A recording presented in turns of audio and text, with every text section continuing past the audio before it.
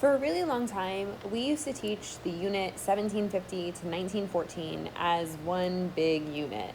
And when we did, we often called it the long 19th century. And the long 19th century really captured Europe's colonial expansion, industrial dominance, and its surpassing of China for the position of prime mover of the economy. 1914 was chosen as the end of this unit because it was the start of World War I, and I can think of no better indicator of what a huge cleave in the Western world order World War I creates. In our study of AP World History, however, this unit begins at the year 1900, a year not really outstanding for anything in particular. Oh yes, the Boxers are mad about foreign influence in China. The British are fighting the Boers in South Africa, where Winston Churchill is captured as a POW and later escapes. And the Australians are banning non-whites from immigrating to the continent. But it's not a clear thematic dividing line like 1914 is. What it does allow us to do, though, is to dig into the first 20 years or so of the century and check out what a mess it is. Because a mess it certainly is. In the first 20 years of the 20th century, not one, not two, but four empires collapse. Some from the pressures of the war, some from a combination of the war and a lot of internal failings, and then some from internal and external pressures that aren't the war. Mostly, we're going to talk about revolutionary movements in Qing China, Russia, and Mexico. Last we checked in with Qing China, things weren't going super well. A combination of internal struggle and external pressure during the Qing dynasty and the 19th century had pretty much been a nail in the coffin for the dynasty. Besides losses in the Opium Wars, embarrassing and equal treaties, a devastating civil war, famine, violent anti-foreign uprisings, and failed efforts to modernize, China had also, isn't that enough to really do it? It was getting obvious to most in the imperial bureaucracy, but the Qing dynasty was proving incapable of actually rebounding and solving any of its problems. They had certainly tried. We've discussed the self-strengthening movement and the reasons it failed to modernize China during the 19th century. A nation nationalism emerged because it became clear to the Qing that China needed to become a nation state on the Western model. Another great mentor state was Japan.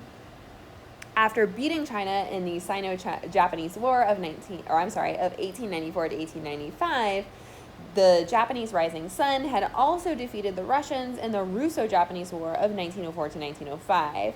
After both of those things, the Qing had lost large parts of their northern territories of Manchuria. They'd also lost Taiwan and their dominance over Korea, which fell to Japan. These losses triggered a weak attempt at reform in 1905, which, according to the U.S. State Department, led to the abolition of the examination system, modernization of the military, and an attempt to decentralize some control from the Qing apparatus to local elected assemblies. This really proved too little too late, as wealthy Chinese citizens living overseas sent back funds for revolutionaries seeking to establish a constitutional monarchy. Prominent among these were Kang Yue and Liang Qichao. Other, more revolutionary groups were led by Dr. Sun Yat-sen, whose Revolutionary Alliance sought to establish a republic and abolish the monarchy. This brings us to the internal collapse. In 1911, by 1911, the Qing army could no longer hold its own against these various rebel groups, and the Qing imperial court agreed to the establishment of a constitutional monarchy with the general Yuan Shikai as its premier. Unfortunately for their plans, various provinces within China declared instead for a republic led by Dr. Sun Yat-sen. Dr. Sun, who was abroad fundraising at the time, rushed back to China and was declared provisional president when the royal family abdicated in 1912. Dr. Sun's new government was too weak, though, to truly enforce the laws throughout China, and because of this, provinces started to break away, and the army had to be used to keep them in line, which left little time, effort, or money for any of the reforms that had been promised. This is all going to play into the Chinese Civil War. Now we're going to hop over to Russia. Russia, like China, was also plagued by both internal struggle and external pressure. The last time we checked in with Russia, the Tsar had promised reforms after losing the Russo-Japanese War in 1905 and then, massacring a bunch of people when they asked for help. Workers who had been fed up with the autocratic policies demanded more representation and reform. In response to the revolution of 1905, the Tsar created the Duma, a representative legislature, but that lasted for about a day before he sent them home and ignored them so he could continue being an absolute monarch. These general ineptitudes continued as Russia was pulled into World War I, and that really wasn't a good combination. As mentioned in Carolyn Harris's article for Smithsonian Magazine, bread riots and workers' strikes at home plagued the paltry Russian war effort, and finally the army abandoned the Tsar and helped the rioters.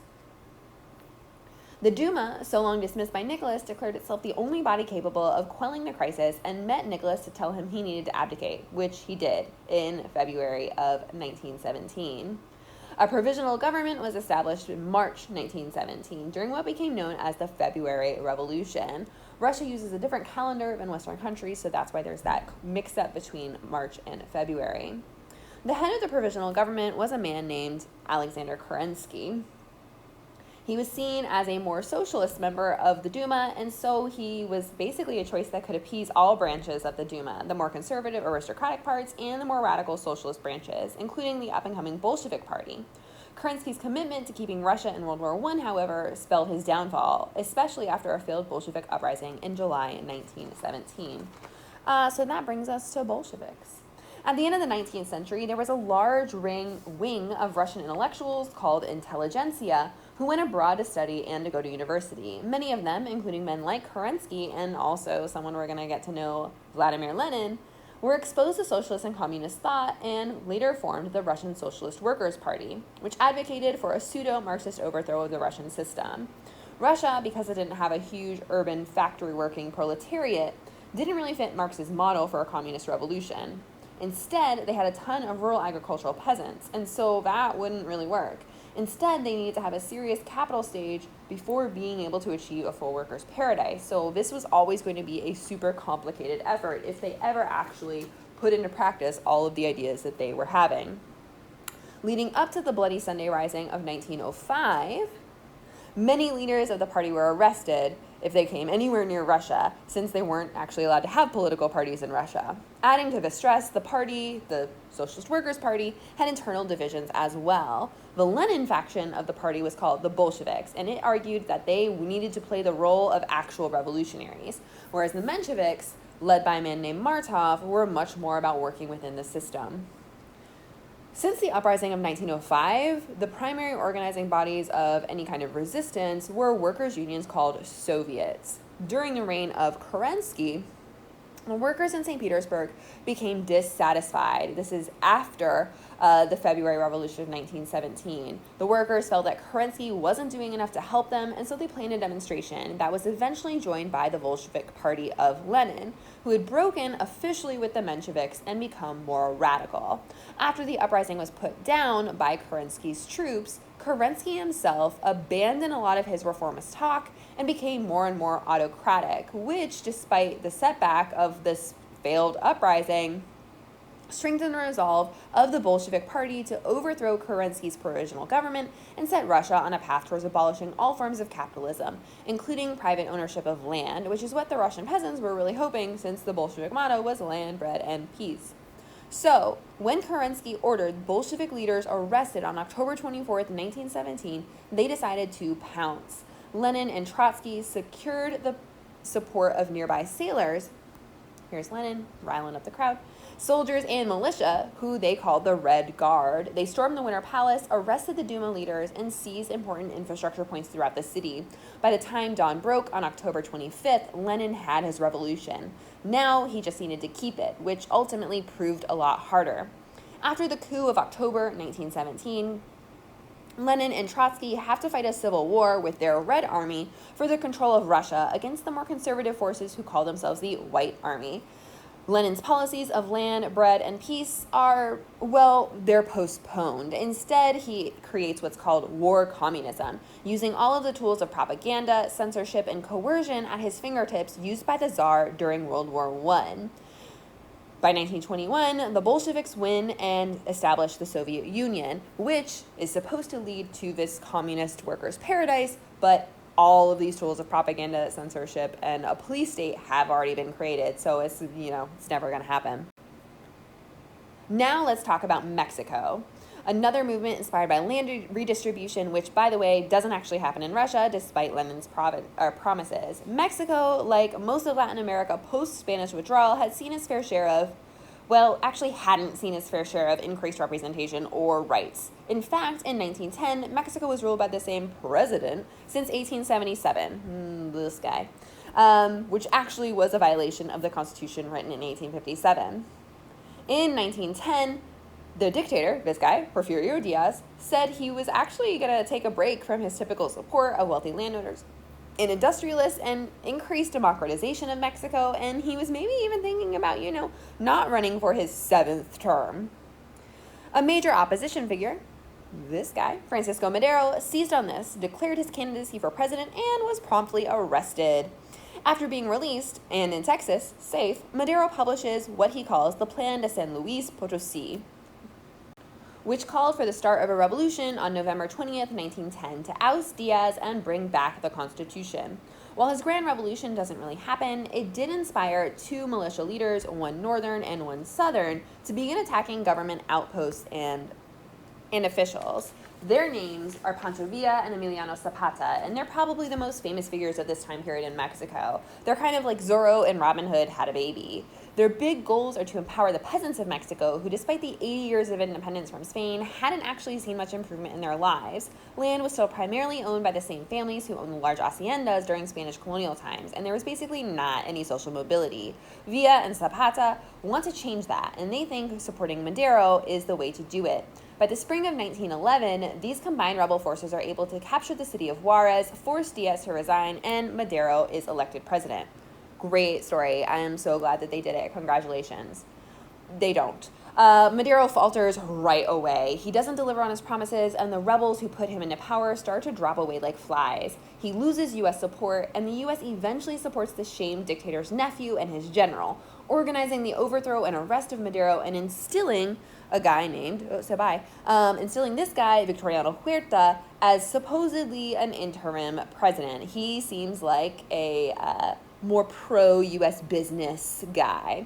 If it makes it any better that the U.S. was involved in this, I just want you to know that evidence seems to point to the fact that the ambassador, his name was Henry Lane Wilson, he actually acted independently against President Woodrow Wilson's wishes, and Woodrow Wilson was actually irate that the ambassador had done this behind his back. Anyway, this new general, Huerta, right here, he is a mess. He has Madero assassinated and refuses to step down when it's time for new elections. Shortly after this, all of the rebel groups in Mexico who were fighting already decide that he actually has to go. And one of his biggest supporters had actually been a guy named Venustiano Carranza, leads the united anti-Huerta forces, forces Huerta to flee, and declares himself president. Oh, here he is. Causing his faction to splinter into another mess. He is eventually able, this guy, Carranza, is eventually able to defeat the forces of rebels like Pancho Villa and Emiliano Zapata with U.S. assistance, and he has a new constitution written in 1917. In this constitution, which he barely supports, land reform is organized, the Catholic Church is stripped of power, workers are protected, and, he also gets dictatorial powers. Any of the larger social reforms of the Constitution, he effectively avoids actually putting into practice. Throughout his term, he faced continued struggle because of his lack of efforts at these reforms, until, upon the eve of a new election, he tried to force the win of his chosen successor. Nobody likes this, it backfires, his generals turn against him, he tries to flee, and he's captured and killed. So this happens in 1920, and while this is often marked as the end of the Mexican Revolution, sporadic violence and clashes with various rebel forces continued until 1934, when the election of reformer Lázaro Cárdenas meant the implementation of the goals of the revolution from the first place. So, are revolutions worth it? Do they achieve what they mean to achieve? Are the causes worth dying for? Because a lot of people seem to die, and not a lot of reform seems to actually take place. That's our food for thought this episode. See you next time. Like and subscribe to stay up to date on everything AP World History.